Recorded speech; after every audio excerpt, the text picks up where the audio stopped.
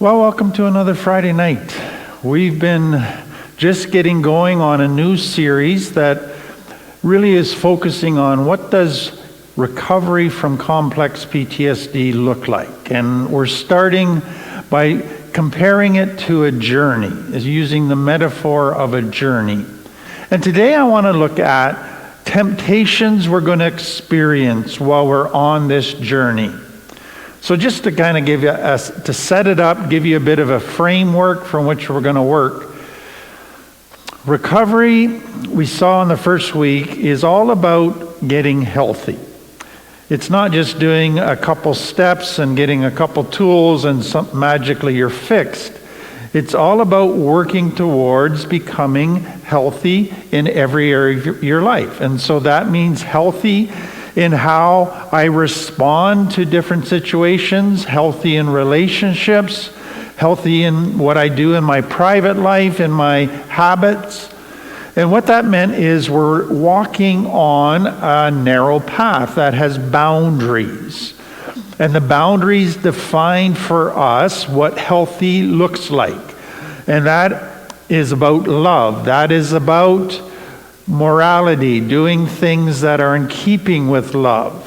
Outside of the boundary, unhealthy, may give us instant gratification, but it will result in painful consequences. Maybe not today, but gradually over time, those negative consequences will accumulate. And so what happens as we're on this road of living within boundaries that define healthy is we have things outside that try to tempt us to step outside of the boundaries, to go back into unhealthy. And some of those enticements can be very strong, and they're lies. They look like they're going to deliver us so much pleasure that it's going to make it better to follow the temptation than to stay on the healthy path. And so what we see is that temptations are things that trigger our limbic brain, and they promise instant gratification and get us not to think about the long-term consequences. And so part of the journey of recovery is staying on the healthy path, but dealing with things that are going to tempt us to step off of the path. It's another aspect of the journey that is can be an ongoing war, an ongoing frustration, having to deal every day with many things that tempt us to step back into unhealthy behaviors. So when we talk about temptation, I want to approach it from two perspectives. There are external temptations, things outside of us, and there are internal temptations. So let's start with the external temptations. And there's a variety of different types of external temptations. So the first is fellow travelers. So let me begin with this. There is something that takes place when people begin to work on their trauma. What usually happens is they work on their trauma in a group with others or with a counselor.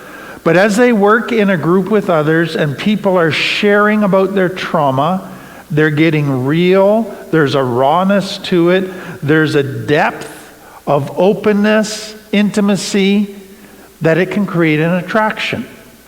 What I want you to see is that often as we begin to deal with our trauma and do all of the right things, it can actually create a temptation. Because now, because of trauma bonding, I feel a romantic attraction. And I think we're closer than we probably really are. I think we have more in common than just our trauma. And so it's very easy to begin to pursue a romantic relationship with somebody with which you have a trauma bond, and that usually ends in disaster. But it is a real temptation that people experience as they begin to deal with their trauma. The second temptation is that as you begin to deal with your trauma and interact with people, you do find people that you feel are hot. You are attracted to them. There's a beauty about them. And so, again, one of the temptations that people experience as they begin to deal with their trauma, they deal with it in a relationship group setting. They will find attractions to people romantically. Not just because of trauma bonding, but because of good-looking people who are in the group.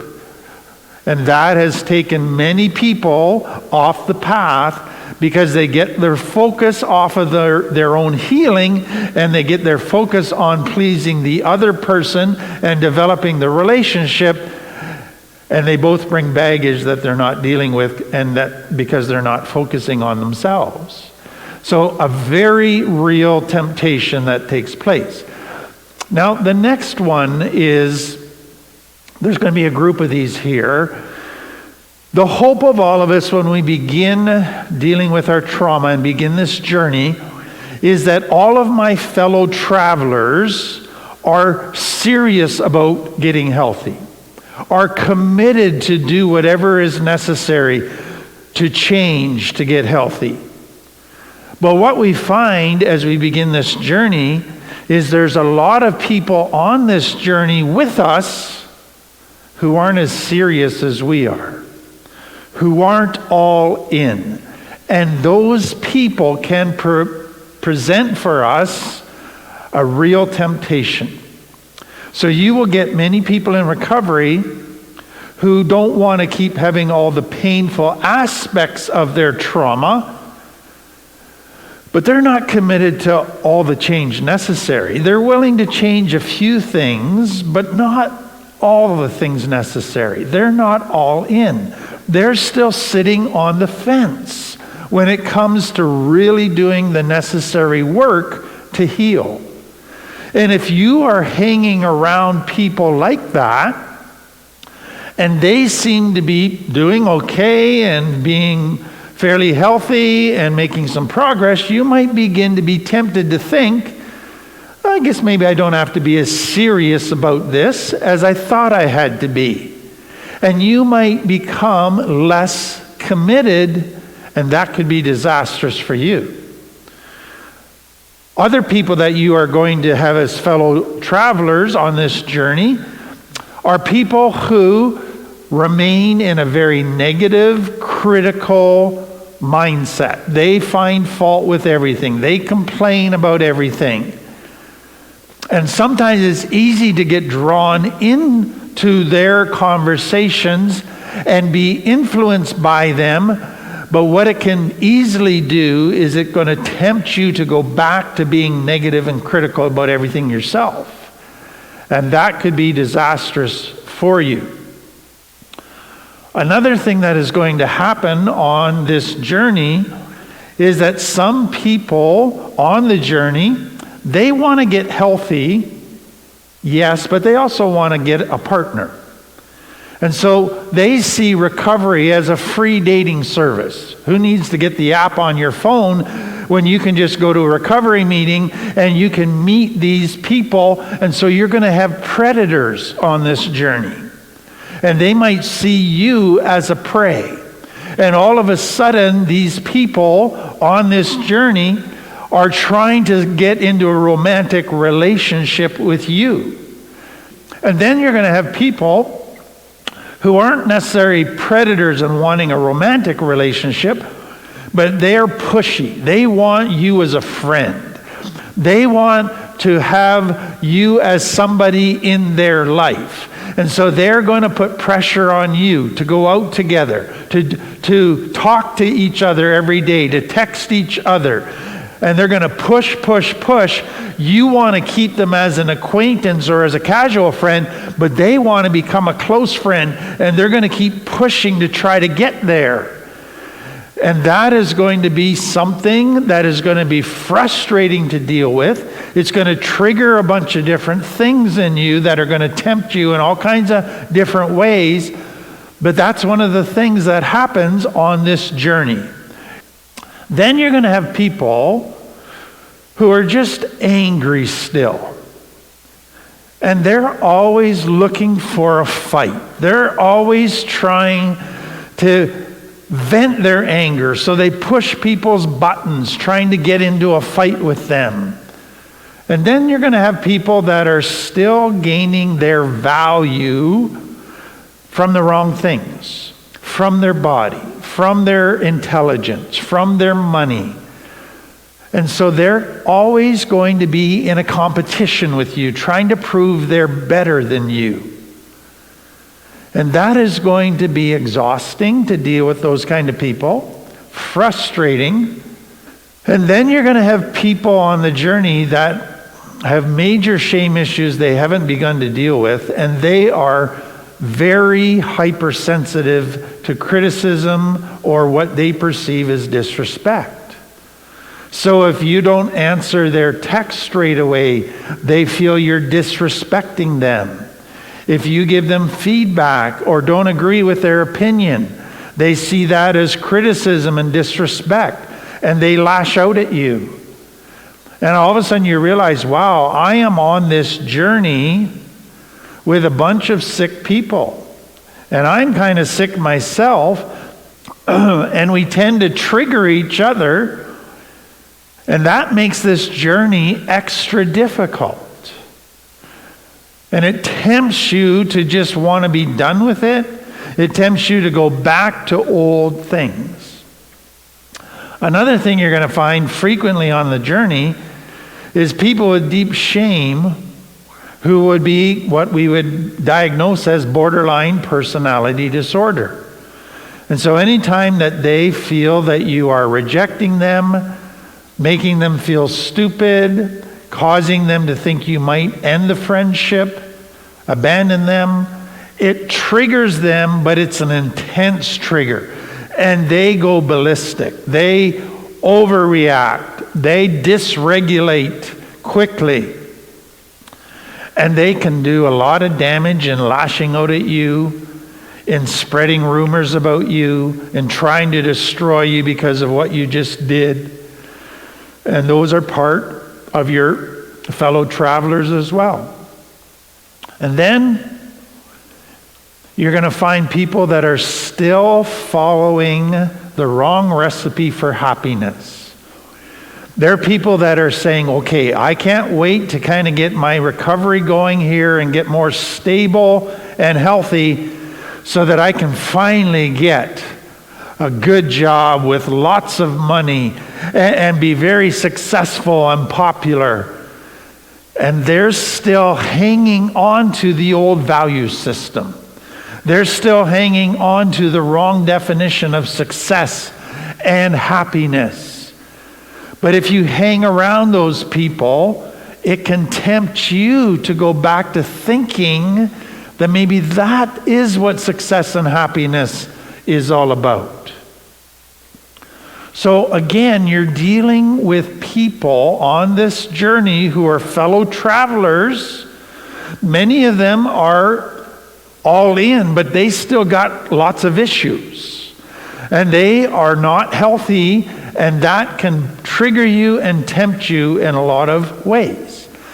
But then one of the things you're going to find is you're going to have normies who want to come on the journey with you for a while, or with other people who are on the recovery journey. Now, a normie would be somebody who isn't an addict, who doesn't have obvious trauma issues. They appear fairly normal. Now, out of that, what you're going to get is this. Some of the normies are genuinely healthy people. And it's great to have those kind of people in your life. But there are people who think they're normal, who think they're healthy because they're not an addict, because they don't have obvious trauma issues, but they're sick. And their wanting to help you is more about them than about you. And so you're going to have to figure out when these people come along who kind of define themselves as normies, which ones are really healthy and which ones you need to stay away from. But let's go to the healthy normies that want to come along and be kind of a surrogate parent to you. You're going to find that you have different reactions to those people. Some of you are going to feel afraid of those people because you don't know how to relate to healthy people. You just know how to relate to unhealthy people. Some of you are going to feel shame around those people. They got their life together. They're healthy. That just magnifies how sick I am. And it's going to trigger your shame. Some of you are going to have a resentment against them because they didn't go through all the crap you went through growing up. They had good parents. They had a good, healthy home environment. And you have a resentment towards them because they haven't gone through what you've gone through. And so those are going to be some people that might join you in the journey for a little while, and it's going to trigger things that are going to tempt you in different ways. So let me just end that list and go to this. I want to make some observations about people in recovery. I hope you've come to understand that we need people. We can't recover alone. We need to connect. Healing requires connection. Healing requires support. And healing requires lots of encouragement. We need role models. We need surrogate parents. We need people we can share with and heal with and cry with and have fun with. We need people. Even though people are essential for the journey, one of the most frustrating parts of the journey is people. People are frustrating, challenging, hurtful. People will disappoint us. People will let us down. People will hurt us. People won't treat us perfectly every interaction we have with them. So we need people, but people are the greatest challenge in this journey. And so what we have to understand up front is we need people, but we need to accept that people are human. They can't read our minds. They have limitations. They can't be there for us 24/7. They have bad days. They aren't 100% consistent. They don't necessarily have 100% pure motives every day. We have to accept that. That's a challenge because people from complex trauma, their hurts came from people. Now as they go into recovery and they hear that they need people, their fear is, if I trust people, if I connect people, I will get hurt again. And the truth is, yes, you probably will. But hopefully not intentionally. Hopefully not like you did growing up. If it is from a person who's also in recovery or who is healthy, they will own their part. They will resolve it between you so that it becomes a growing thing. But you can't have recovery working to get healthy without people, and that means you can't have recovery without enduring some hurts. And that is very difficult for many people. Now let me take that a bit further. A lot of people want recovery to be just about learning information. I just need to learn about myself. I need to learn how the trauma affected me. I need to learn tools. I need to learn about healthy, what it looks like. And that's an essential part of recovery, but that's not all that recovery is. Recovery is also interacting with people. And do you want to know something? Some of your most important lessons, you're not going to learn from listening to a workshop. You're going to learn from interacting with difficult people. Because as you interact with difficult people, it will expose some of your deepest wounds and your deepest issues and point you to where you need to heal and grow. So the people that you're with in recovery are often your greatest teachers. Now let me give you 2 examples. I have had this happen on many occasions, running Lift, React, where a client has another client in their group that they cannot stand. They see that other client as a narcissist, as arrogant, as opinionated, as condescending, as controlling. And so they will come to me and say, I am not getting along with this client. This client is driving me crazy. I think you need to kick this client out. And my response to them is usually, you know what? You're probably going to learn more from this client than anything else in Lift or React. What is this client triggering in you? Why is it that you have such an intense reaction to this client? Let's be curious about that. Let's use this client as a way for you to understand deeper issues in yourself so that you can heal and grow and change. Then I have clients, so they have relationships still with their parents who are toxic. They have a relationship with their partner or a romantic relationship that's not healthy. So they come to React or Lift, and almost daily or every few days, they complain about their parents, they complain about their partner. They're controlling, they don't respect my boundaries, etc., etc. And so I give them advice. I encourage them to set boundaries. I encourage them in some cases to just get rid of that person because they're too toxic. And what I have found with some of those people is they don't follow the advice. But they come back the next week and they're still complaining, but they're not doing any of the things they should be doing to deal with that person in a healthy way. So I point that out to the client and I go, why is it that you can't leave that person? Why is it that you can't set and enforce boundaries with that person? There's something in you here that is the issue. You want to complain about them, that they're the issue, but no, there's something in you that's the actual issue.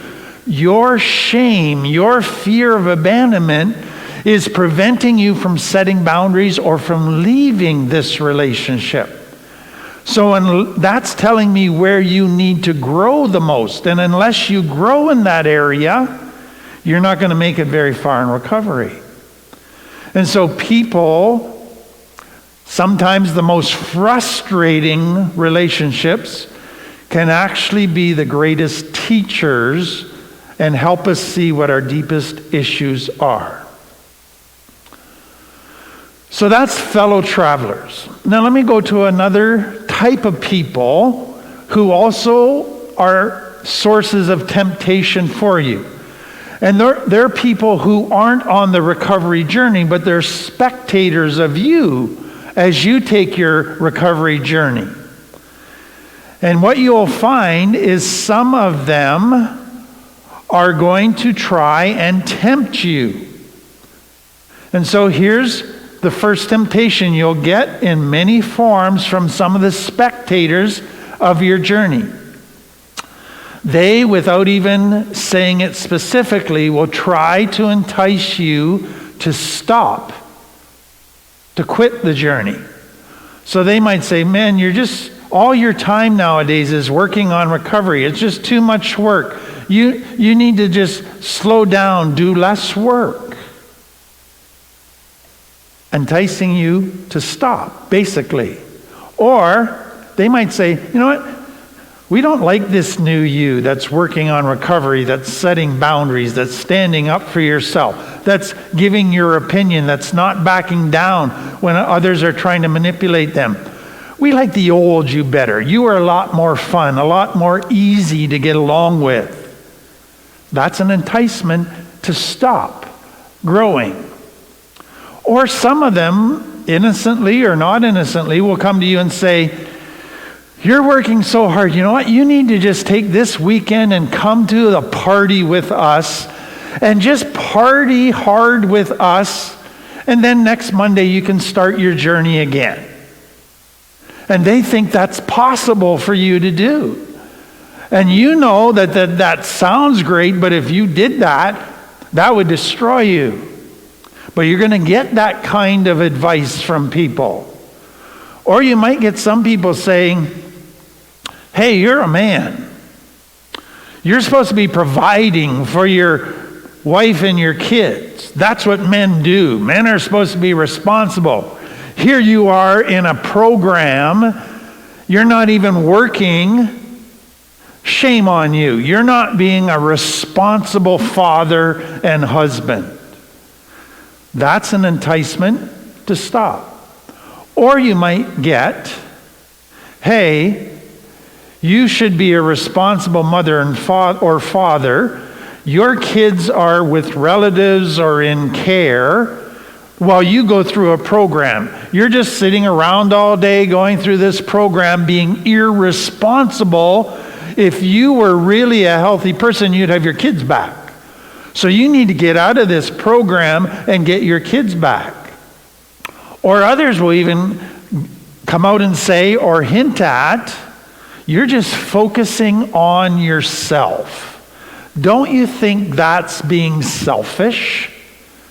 You're just being selfish. This recovery thing. And that can play on guilt and entice you to stop.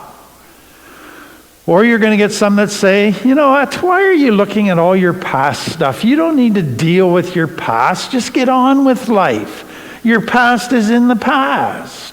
Don't go dig all that stuff up again. And that entices you to stop.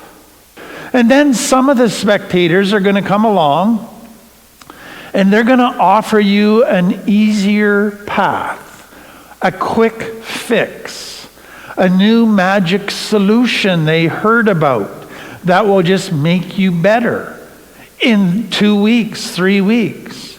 And that's going to be a powerful enticement, especially when you're struggling every day, working so hard. Anything that sounds quick and easy is enticing. And then you're going to get people that are armchair quarterbacks. They're not on a recovery journey themselves, but they think they know everything about recovery. And they're going to tell you what you should be doing, and they're going to be very free in giving you advice. But they've never been on the journey. But you're going to have people like that insert themselves into your life.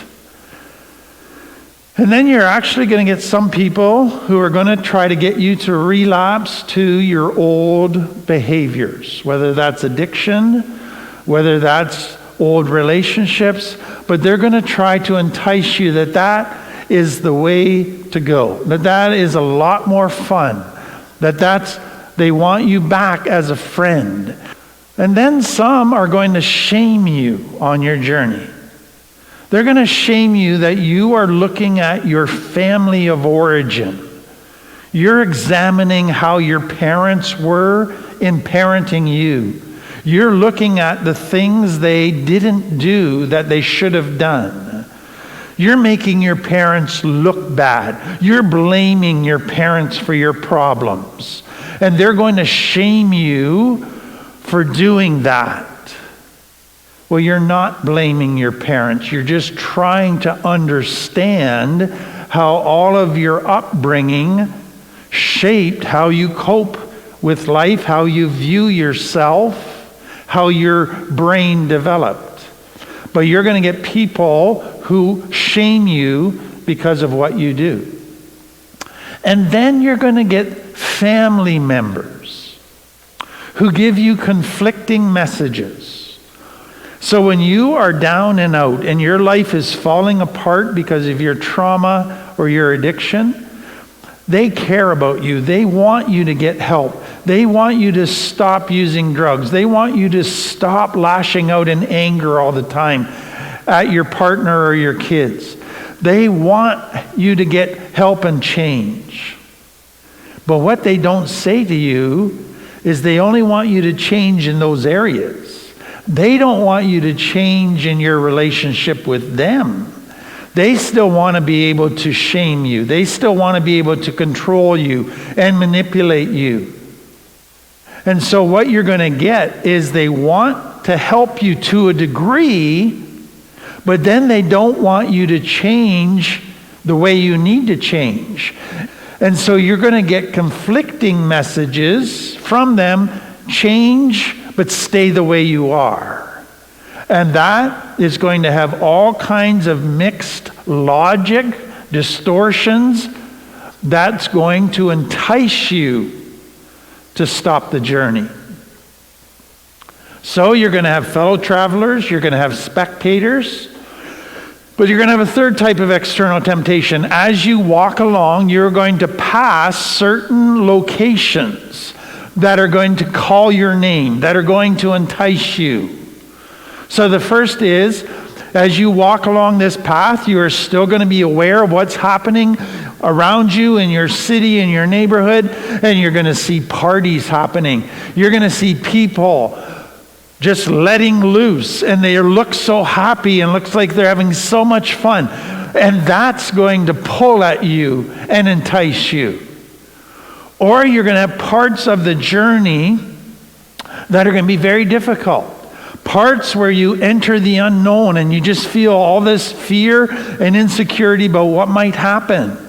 Or you're going to have parts where you have prolonged times of difficulty. Every day seems to be a struggle against old behaviors, against your limbic brain getting triggered.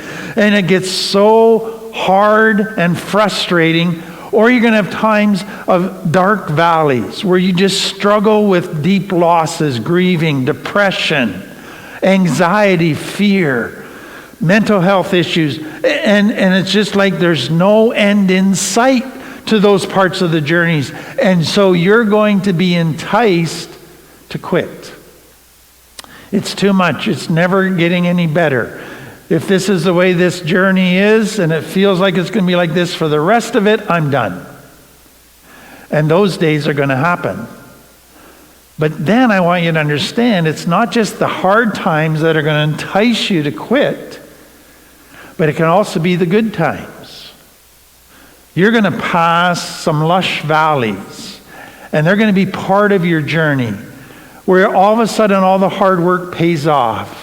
You just have some great experiences, great connection. You just feel so good, and you start to feel whole again. And what you do is say, I just want to stay in this valley. I just want to keep chasing these warm, emotional experiences. I'm done with hard work. Let's just have an easy life now. And so the lush valley, as good as it was, entices you to quit the journey and just try to stay there. So you are going to have difficult externals, temptations in locations, fellow travelers, and spectators as part of this journey. Now let me go to internal temptations. The external temptations are bad enough, but it's the internal temptations that are the hardest. It's the internal temptations that are the most common. So the reality of recovery is that we're often our own worst enemy. We have so many forces inside of us that are self-defeating if we give in to them, that's what makes this journey extra difficult. It's not the external temptation so much as the internal. So let me give you some of the internal temptations. Number one, needs like validation, acceptance, connection, unconditional love. If those didn't happen for you growing up, They can create a hyper need. I'm just going to pursue validation all the time, connection all the time. And those are going to want to pull you in unhealthy directions. And so you got to live with those things. So all of our natural needs and drives, because of complex trauma, are distorted and messed up, and they can be a constant temptation. And then you have the mental health issues that are the constant struggle and temptation, dealing with anxiety and depression, which want to pull me into unhealthy behaviors. That has to be dealt with. Then there's the emotional states: anger, guilt, stress, boredom, grief, discouragement, failure, discontent, self-pity. Every negative, powerful emotion is a temptation. It pulls me, it triggers my limbic brain and pulls me to want instant gratification. And so what do I understand is intense, painful emotions make us very vulnerable to giving into temptation. Because in those states, our limbic brain is saying, all I want is some relief. And we fall for that. But then we can also have physical states we have to manage. Physical pain, sickness, tiredness, being exhausted. All of those create negative emotions, which make us vulnerable to temptation. So managing ourselves physically, emotionally, spiritually, if we're weak or in pain in any of those areas, we are vulnerable to temptation. And then we have all of the subconscious programming that complex trauma set up for years that is unhealthy. And so we have the old programming, our default setting as, let's just disconnect from my emotions, from myself. I don't want to feel. And we slide back into that without even realizing it. And then we have a default setting that just disconnects from others. I'm not going to be present. I disconnect from my higher power. I disconnect from others. I live in isolation. I withdraw into myself. And we can slide back into that without even realizing it. Part of that is a dissociation, which is a default setting, which is I just want to be in autopilot doing mindless distractions. And that can be a super dangerous place for us. Then default setting is don't be authentic. Just wear masks. Don't trust people. All of those can be very dangerous, but we slide back into that without even realizing. And then the isolating, avoiding everything, not asking for help, or obsessive thinking, worrying about everything, overanalyzing everything. All default settings, old programming that we slide into without even realizing it. And then with that, old lies keep resurfacing. Some are even at a subconscious level still, and we got to deal with those. Those tempt us. And then we have triggers from old wounds that haven't healed yet. And those triggers create an intense pull or temptation into unhealthy behaviors. And then we have memories and flashbacks, and they trigger us and pull us towards unhealthy behaviors. And then we have underlying issues that are still in the process of healing, but aren't fully healed, and they can get triggered, like shame, fear of abandonment, other hurts, resentments that haven't been dealt with, lack of justice in the past in our life. All of those things, when they get triggered, they can pull us in old behaviors, unhealthy directions. And those can get triggered over and over and over. And those can create hundreds of temptations every day to go back into old behaviors. So let me end by just saying a couple things. You can't make this journey without living with and dealing with temptation on an ongoing basis. If you want this journey to be that you never get tempted to go the wrong way, it's impossible. It's not going to happen.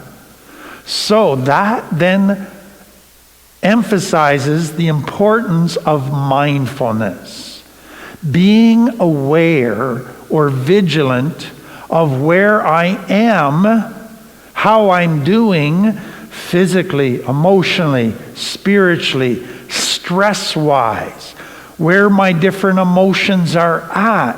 Where's my anger level, my boredom level, my contentment level, my guilt level? And then if I see I'm not in a good place, don't beat yourself up for that, but go, why? What's happening? Be curious about it and find out what's going on underneath those emotions that's causing you not to be in a good place, causing you to be vulnerable to temptation. So mindfulness. But you can't just do that. Then you got to stay fit. And what I mean is, I need to stay fit emotionally. I need to be in a good headspace. I need to stay fit spiritually, connected to my higher power. I need to be staying somewhat fit physically, taking care of myself. So it's not good enough just to deal with the crisis every time I'm not in a good headspace or I'm not in a good place. I need to provide cures to stay in a good headspace. So as I look at mindfulness and I go, wow, I'm not doing very well today. Okay, what's going on here? Okay, I got too much in my life. I need to start saying no. I need to spend some time each morning meditating, getting myself into a place where I'm ready to face the day, where I'm ready to be present and connect with people. I need to develop a routine that feeds my soul, that feeds my spirit, that keeps me in a stable, healthy place. That becomes essential. And then I need to give some thought to possible temptation scenarios that I might run into. So what am I going to do if I run into my ex? What will I say? I need to be prepared for that if it happens, so that I don't run into my ex, get thrown off, blindsided by it, and then do something that's going to take me off the path. Or what happens if I run into my sexual abuser? How will I respond to that? Because that's going to trigger me big time. Or what happens if I'm watching a movie and I see a using scene and you're an addict? What will I do in that moment? Because that could really trigger me. And so we can't 100% be prepared for every possible scenario that we might run into, but we can give thought to possible scenarios and help prepare us for temptations we might run into. And those could be important when those temptations actually come, because we're ready with a plan of action. So those are some of the temptations we're going to experience on this journey. Hope that just gives you some insight, some help in thinking about it. We're going to take a break now. It's the end of part 1.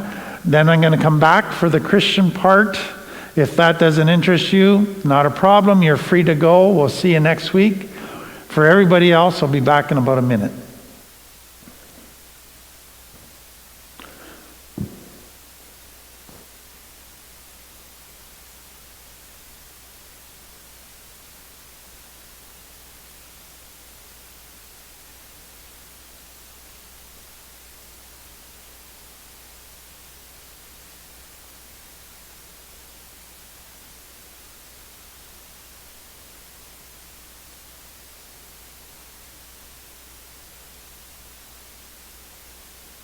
Well, welcome back. As part of this new series on the journey of recovery, we've started a new Bible story series on the life of Abraham, a man who was also on a journey from his hometown in Ur of the Chaldees, or kind of modern-day Kuwait, heading towards present-day Israel. Before I get started today, I just want to give you a Bible study tip.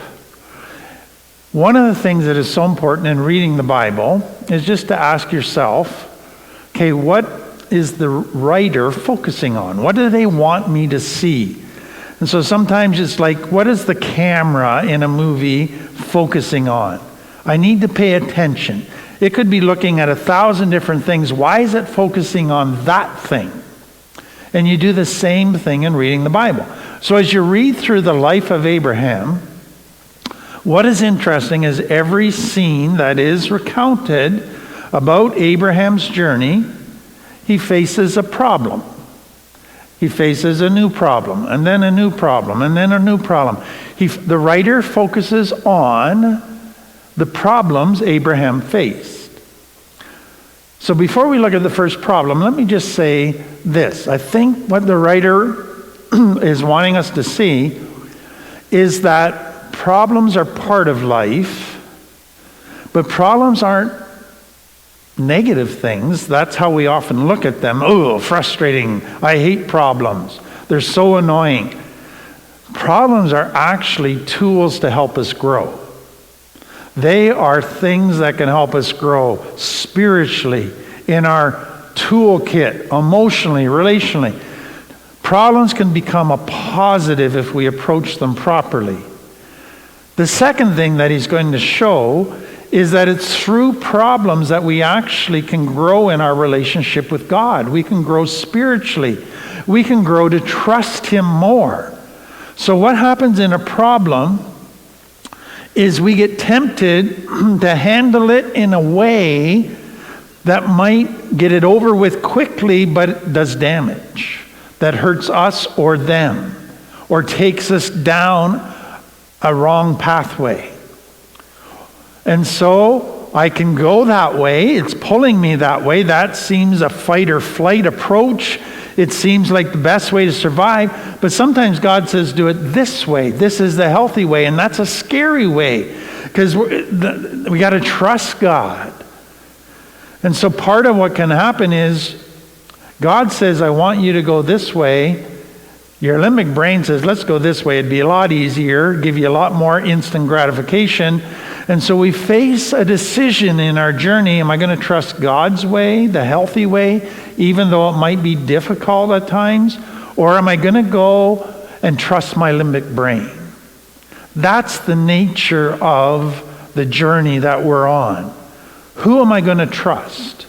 Am I going to trust the wise, healthy way, or my limbic brain? So the first problem that Abraham encounters is a famine, a severe famine, we're told. So all of a sudden there's no food for him or his livestock, and he's a shepherd. So what are his options? Well, if he stays where he is in the area of Israel, without food and the famine keeps going on, his livestock's going to die, he could die, his wife could die, it could turn into a tragedy.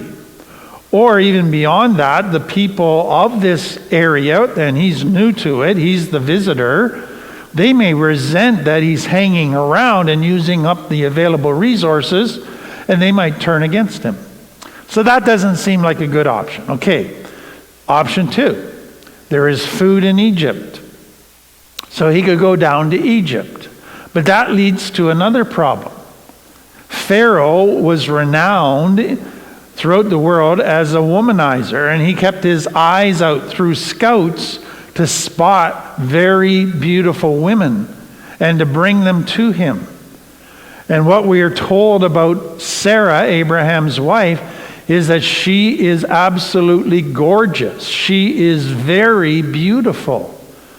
And so Abraham realizes, if I go down to Egypt, I'll get food, but there's a very good chance that Pharaoh is going to hear about Sarah and take her.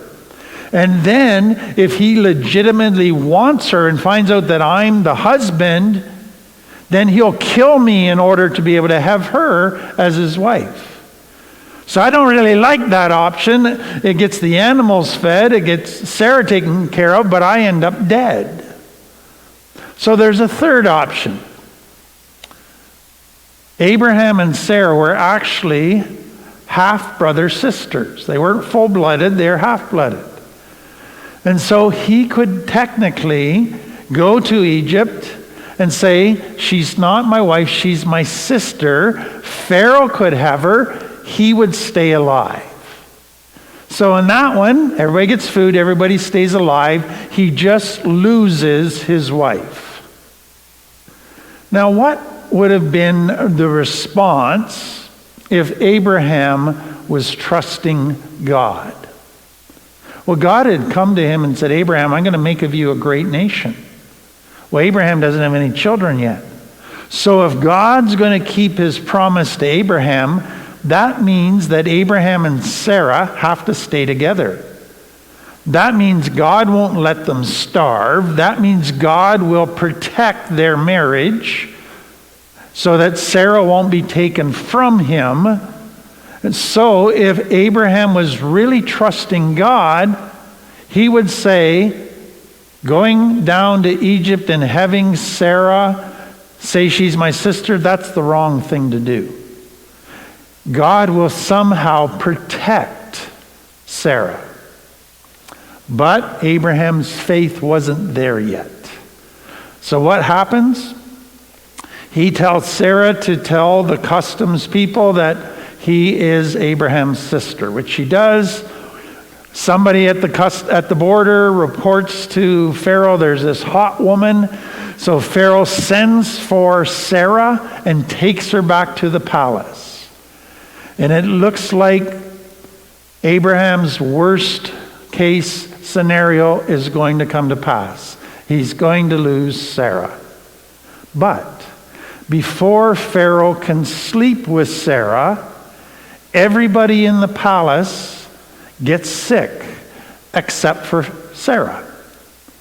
And Pharaoh interprets that as Sarah's God is judging us, judging me for taking her. So he goes back out to Abraham and says, why is your God judging me if this is your sister? And Abraham says, well, technically she's my wife. Pharaoh gives Sarah back to Abraham, and then because he wants to make the gods happy in his mind, he gives Abraham all kinds of wealth, all kinds of extra livestock and servants, and sends Abraham on his way, an even more wealthy man, and Abraham and Sarah are still together. Now, here's what I want you to see. Do you realize that if Abraham's faith had been such, he would have trusted God and none of this crisis stuff would have happened? But he wasn't. He is where he is. He's early in his faith journey and beginning to learn to trust God. And he gives in to the temptation to lie about his wife. But God still kept his promise to Abraham. God came through and protected Sarah and their marriage. We would expect that God would have said, Abraham, shame on you for not having faith. That's what many people are kind of giving the impression today, that how God will respond to them if they don't have enough faith.